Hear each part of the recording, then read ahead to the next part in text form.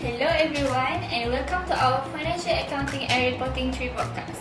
Today we compare 6 Malaysian companies from different industries by analysing equity, deferred tax, leases and financial risk, focusing on how industry differentiate financial outcomes. Let's begin with 3A Resources Berhad. Okay. 3A Resources Berhad operates in the consumer product sector, which is mainly producing food and beverage products. What clearly stands out is equity position. 3A reports total equity of 477.859 ringgit, the strongest among all companies analyzed. The strong equity base reflects consistent retained earnings and reduced reliance on external financing compared to other firms in other groups.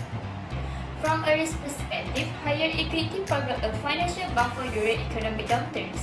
In addition, 3A maintains a conservative capital structure with lower financial obligation compared to project-based companies. Overall, 3A represents a low-risk equity-driven company supported by stable consumer demand. Okay, let's move to one realize more on leverage. Okay, thank you. Now, YX Precious Metals Berhad operates in the jewellery manufacturing and retail industry, which requires higher working capital. Unlike 3A, this company relies more on external financing. Its borrowing amount to 9.599 million ringgit, the highest among the companies analysed.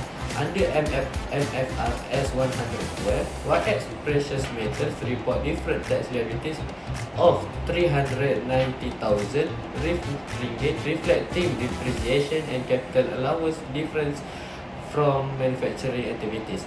From a financial risk perspective, higher borrowing increase exposure to cash flow pressure, especially in demand-sensitive industry like jewellery.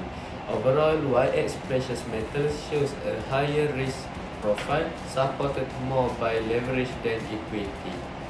Okay, Next, we look at how this usage affects financial structure. SHH Resources Holding Berhad operates in the consumer sector, namely manufacturing wooden furniture. Under MFRS 16, SHH report right-of-use asset of 8.07 million ringgit, indicating moderate reliance on leasing compared to other firms. This liability of 83,501 million ringgit suggests control lease commitment rather than heavy dependence on lease asset. In terms of financial liabilities, SHH report 15.09 million ringgit, reflecting relatively low leverage. From a risk standpoint, SHH balance operational needs with manageable financial obligation. Overall, SHH demonstrates a stable and balanced financial position. While SHH uses leasing moderately, the next company adopts a very different asset strategy. Atta IFS Berhad operates in the industry products and services sector. The company follows an asset-light lease strategy with no reliance on lead assets. However, under MFRS 112, Atta IFS reports deferred tax liabilities of 3,843,000, reflecting heavier investment in long-term assets compared to consumer-based companies. From a risk perspective, low lease exposure reduces short-term obligations, but higher asset investment increases long-term financial commitment. Overall, Atta IFS sits between asset-light and asset-heavy firms, showing moderate financial risk. Now, let's examine a company where project risk play a major role. Okay, first, Certified Engineering Berhad operate in engineering and fabrication service, where financial performance depend heavily on project cycles. The company report financial asset FRM 5.2 million receivable linked to ongoing project. First stand out is financial liability of RM 123.2 million, reflecting high financing need for large-scale projects. For a risk perspective, the increase exposed to cash flow uncertainty if projects are delayed. Overall, Seremban generally face higher operational and financial risk typical of project-based industry. We turn to a company influenced strongly by industry-specific accounting. Okay, Berhad operates in the plantation and forestry-related industry, which has unique accounting characteristics.